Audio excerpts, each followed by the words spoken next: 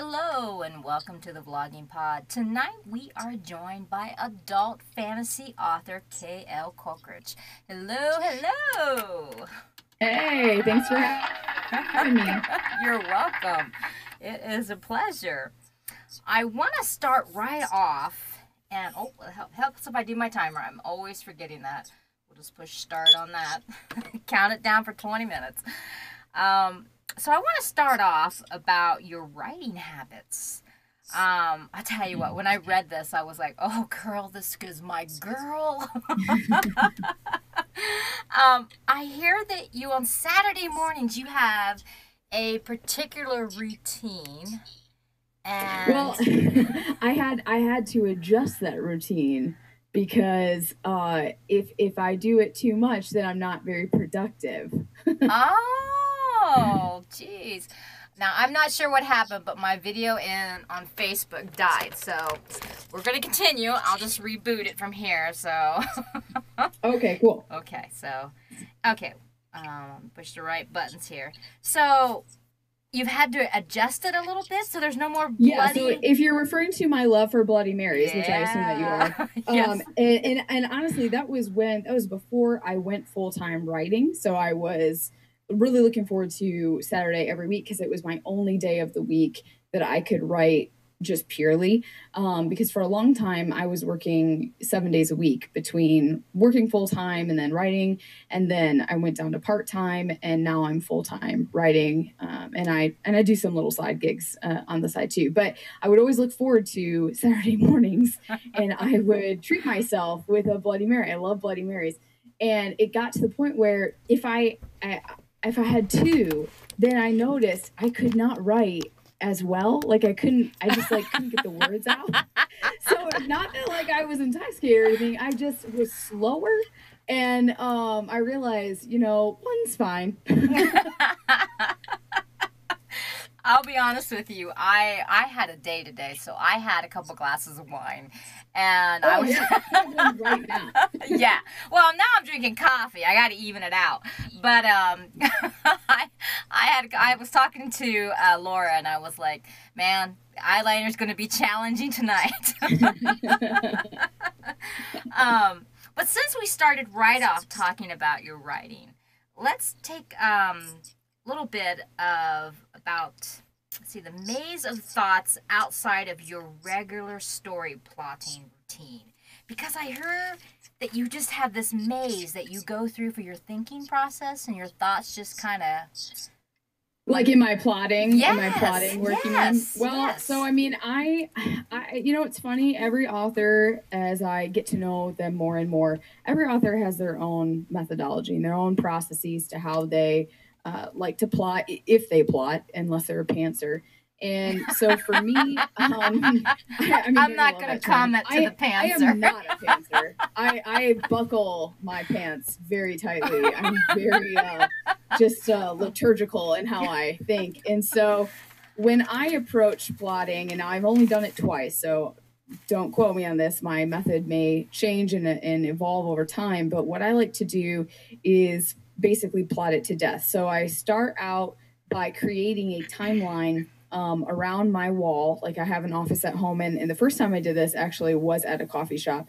And I went on a day, this is many, many years ago when I started the first book. I did it in a room at a coffee shop during hours I knew that it would be vacant so that I could come and do their space. And this was back when I lived in an apartment.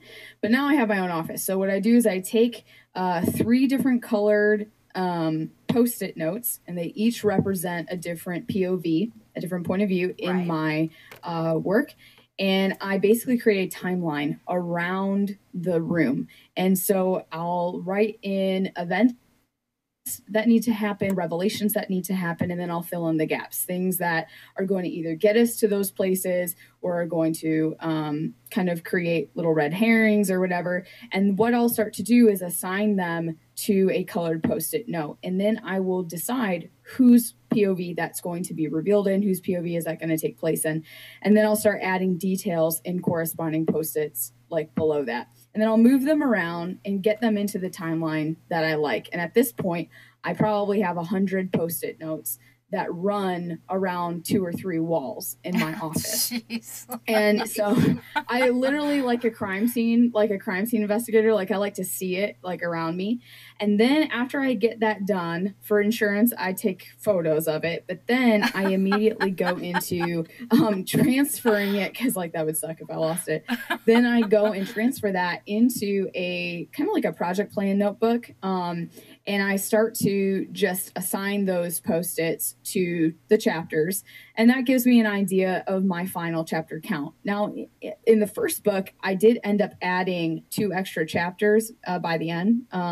In this book, I did not add this next one coming out, House of Derek coming out. I didn't add any new ones. Now, they ended up being fatter than I anticipated.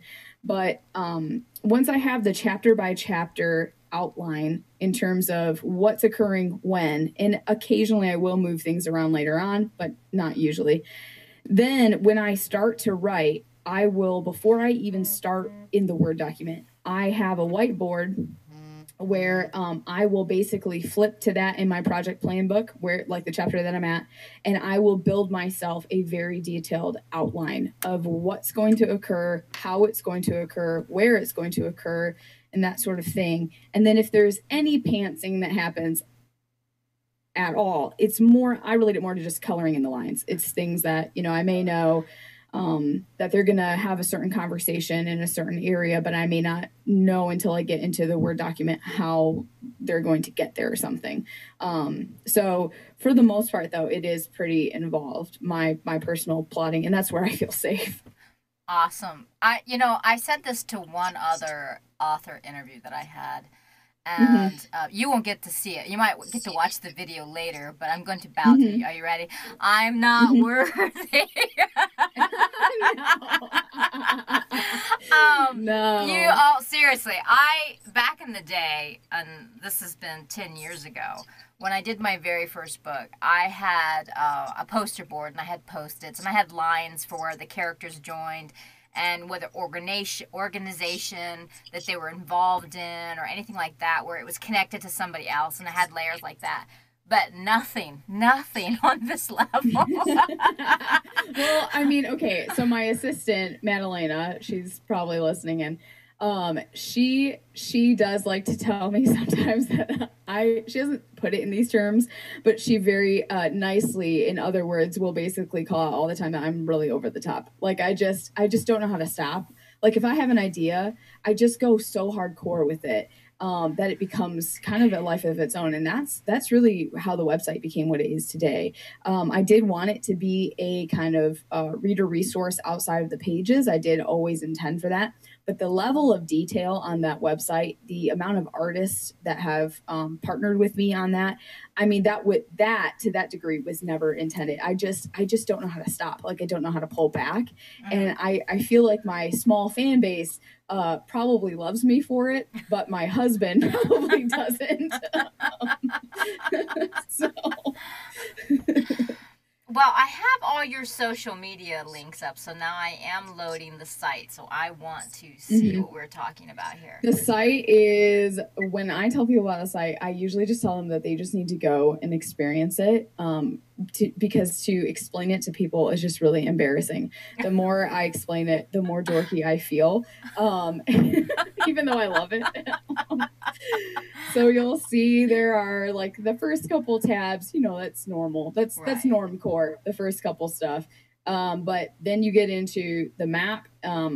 There are regional biographies that break down not only the regional kind of diagnostics, but the in the geography of it, but also the environmental, the political, the going into even like their economy, how is their commerce happening, that sort of thing.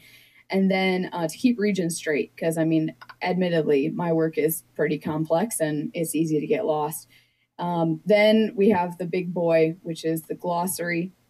The glossary is really over the top. I'm still on the map. Yeah. Well, when you get to glossary. Okay. All right. I'm clicking glossary. We're getting there. It is huge. And that is because I really do have a love for language. I just really do have a love for words. And and this is going to sound weird, but honestly, like the sound of words. I love the sound of how different words are pronounced, and especially in different languages. And then there's like a melodic quality to different languages that is kind of like a vocal thumbprint from different regions. And so I wanted to create that. And so that's why the online glossary is divided by region.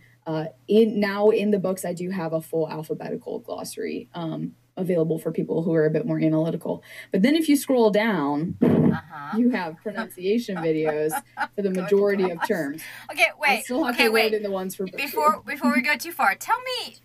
Now, this is just the tip of off my tongue, okay, based on what we're talking about, all right?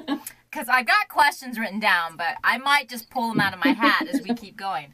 Tell me your background. I mean, to be this detailed, tell me what your education and your background. This is where it gets the most embarrassing. I'm completely unqualified. I have no qualification. Well, I do not have a college degree. Okay. I graduated high school and went into a trade, and then I became an educator for that trade. So I was an adult educator for a while, and from that, I went into I did that for many years, and then I went into like the corporate sector just to switch things up, and did a lot of things with process management and C-suite level support and stuff like that. Okay. And from that, I started writing. Well, and so I just don't have any background in what I'm doing. Okay, tell me what your trade was. I did hair. So I did full cosmetology. My license covered everything from osteology to cosmetology, and then I taught that for a long time. Okay. You remind me a little bit of my husband. Just because, and that's not a bad thing. Okay, don't take it as bad. I'm always very impressed with. I actually get compared to men a lot, so it's pretty normal. Well, yeah. He did do a little bit of college. He went to college while he was in high school, so he graduated a couple years early. But he has a weekend job, but which is his main job, but he also teaches adult education as well, and. He didn't go to school for it. He picked it up while he was picking up his own trade, but he is let's just say very book smart. I mean, he can read something and already have it. So that's the beauty of this era is, you can educate yourself. Yes. I mean, I'm not devaluing going to university. Oh, no, no. That's a great accomplishment. It's just not one that I have, but the beauty is people can still better themselves and educate themselves. I mean, there's so much information just ready at our fingertips. Right. You seem to be the very well taught to really absorb it all and grow from what you're doing. Yeah. Again, for anyone who's give the link to sorry, can you verbally tell us the link, and I will make sure I put it with the bio as well when we post out, so that way anyone's listening, they can go check out the website. Awesome. Okay. So you want to pronounce it, or do you want me to try to bumble my way through it? which one? Your website. Your website. Oh, the website. Mm-hmm. It's the Haidren Legacy. There you go. So in the story, a Haidren is kind of like a regional. It's like an ambassador from each house. That it's not just a normal ambassador. They're basically the advisor to the regency. Okay. So now. You said that you've made writing your full time, but when I do my research, I find pieces. So I'm assuming you had another job at this point. So you let me know if I have this incorrect, all right? With many hours of being locked away from writing in cubicles, tell me what the phrase "the crumbs" means to you. The what? The crumbs. Oh, the crumbs. Oh, okay, the crumbs. I think it's crons. I was like, is that like a new thing that the kids are saying? No. Like I said, sometimes my pronunciation. Okay. Yes. So in my life, but especially in my relationship, that's really terminology from my marriage that we use. Like when you're married or when you're in a long-term relationship, a serious relationship, you almost develop your own language with your partner. And so that's a phrase that my husband and I use quite often when we're kind of just trying to describe where we're at emotionally or what we have to give. And it applies to my work as well, because even though I'm not married to my work, I do have a relationship with my work, and it is an emotional output. And so when I And when I was working, even part-time, even when I went part-time, I think I filled this out when I was still full-time. If I filled it out in the late spring, in summer I was part-time. But what happens is when I get so because I give myself completely to whatever I'm doing. That's just part of my nature. I really strive for excellence. That doesn't mean I accomplish it all the time, but I abhor mediocrity. And so whatever I'm doing, it's getting all of me. And so with working full time in the career that I was in a corporate environment at a very high level, supporting high level, I personally wasn't at a high level, but supporting an owner of 13 businesses, C-level executives. I just was working 60, 70 hours a week at a level of excellence to the best of my ability. And so when I was trying to finish House of Bastion and then, of course, start House of Derekai, I was working with my crumbs. The crumbs that I had to give, the whole cookie, right, was going to my employer, rightly so, because they were compensating me. That's fair. But my crumbs was all I had to give to my passion. And I do think that from a character building perspective, that did better me for so many years. I appreciate it so much more now, sitting in my office right now, which didn't exist a year ago. But it really was tough. And that's why the first book in part took me so long to write, because it was being fused together literally from a litany of crumbs. And so this book, The House of Derekai, about halfway through its drafting is when I, maybe like 2/3 of the way through its drafting of the manuscript, that's when I went full-time writing and dedicated myself solely to it. And you can tell a difference. Right. I do think it's my best work. And it got all of me in a sense. Well, with 3 minutes on our clock, I know we kind of went off a little bit on the website. There is a lot on the website, so that I can truly appreciate the time and effort that has went into that. And if you're into the series, it would be very informative. So that is a must follow through if you're listening. Please forgive me if I get this pronunciation right. The Haidren series, am I pronouncing it right? Okay, awesome. Yeah, the Haidren Legacy. Yep. All right, I need a pat on the back for that. Sometimes my pronunciation on some things. So tell us about the new book coming out, and tell us a little bit about the series now that we have a little over 2 minutes left. So basically, what sets this series apart from other fantasy series is that, especially one that revolves around the throne or like a regency, is the Haidren Legacy series. While there is royalty involved, the main characters are not royal. It's the main character, the main cast, and our protagonists. It's all about the people who influence the regency, who vie over it, or who whisper in its ear, who could betray it, right? And so that's pretty much where we get this tension between regions in this series. And that's predominantly in the first book what we're dealing with. We're dealing with someone coming of age, asserting into their role of being a Haidren, and encountering all of the tension now in their political landscape in a new area that they've never been to.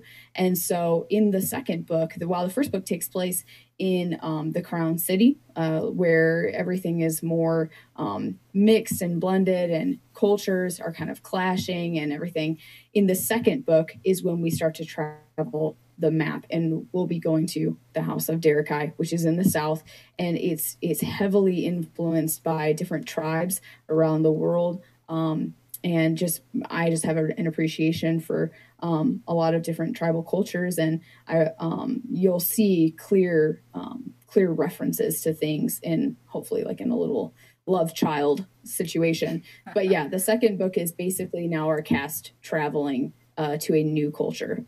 Okay. Nice. And so tell us a little bit about the newest you're saying.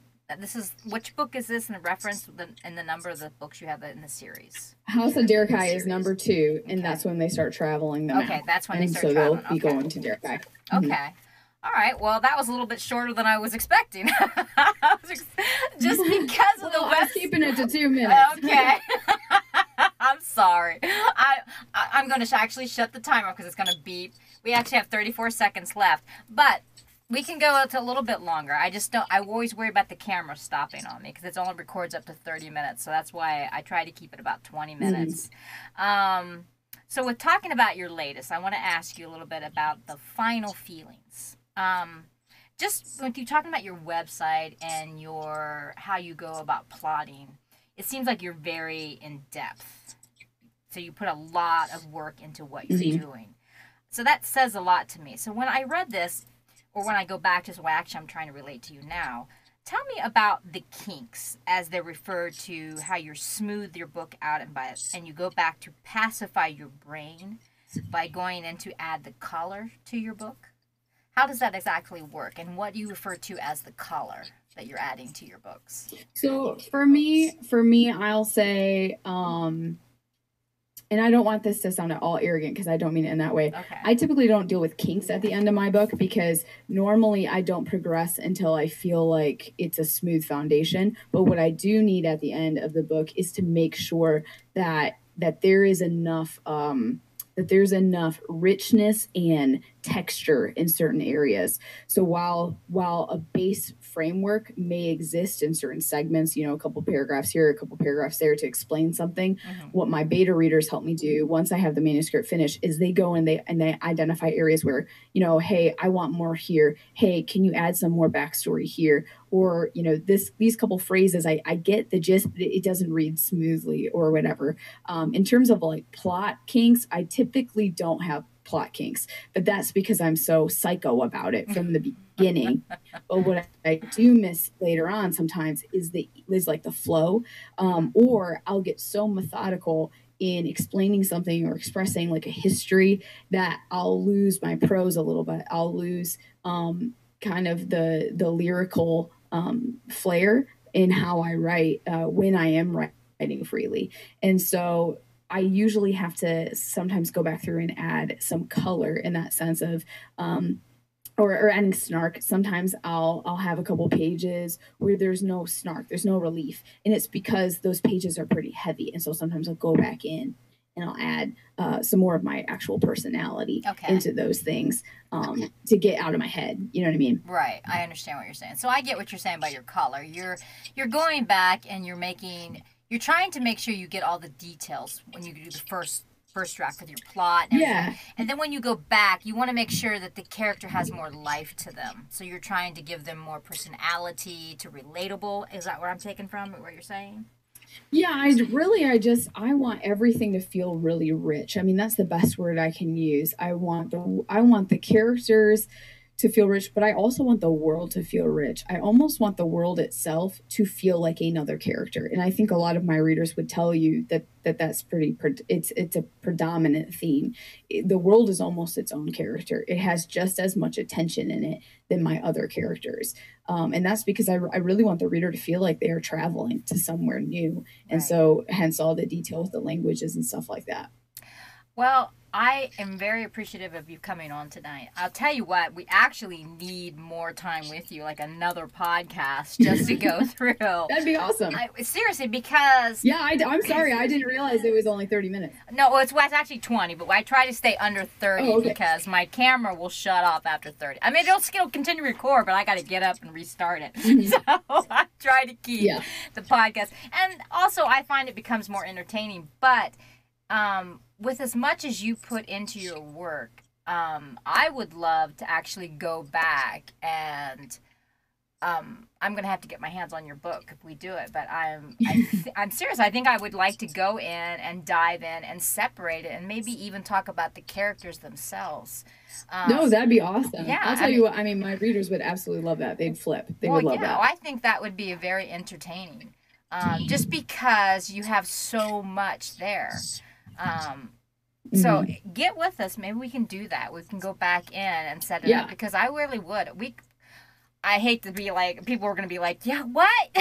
For one author? But seriously. No, it's true. When we hop off, I will, Laura, I'm sure she's listening. She'll get a ping from me probably right after this because otherwise I'll forget about it with release stuff coming up down the road. But once we get it set in stone, I mean, I'm yours. Right. Well, I think it would be really cool because, I mean, we could do more than one podcast with your characters just by how much depth you got in your website. But I'm telling you, I would have to sit down and take some mega notes. I'm just saying. Yeah. So in the first book, I'd have lost you, Kay. And I'm very sorry for that if we did. I want to thank you again for being on the program. You were a delight. And again, we're going to have to get with Laura. And are you there now? There you are. Yeah, sorry. Okay. My husband was calling me and he interrupted my mic. That's all right. That's all right. I want to thank you so much for coming on. But yes, let's have to do that. Let's do a series. Let's do something fun. That'd be awesome. That we can set it up. I do some podcasts on Tuesdays. I started a new segment for daily life vlogging, but we can probably find some room. We're booked a couple months into this year, but we still got plenty of time after that. So, yes, let's look into that because, again, I'll need those couple months just to do my homework. I'm telling you. Right. Right. I feel you. I literally quit my job to do my homework. Okay. With Bloody Marys. Right. Well, thank you so much for being on the program. I want to thank our guests, as always, for coming in and listening. You guys make my evening the awesome. Thank you again. We'll talk to you soon. Probably next Thursday will be our next podcast. Have a great evening, everyone. Bye-bye for now.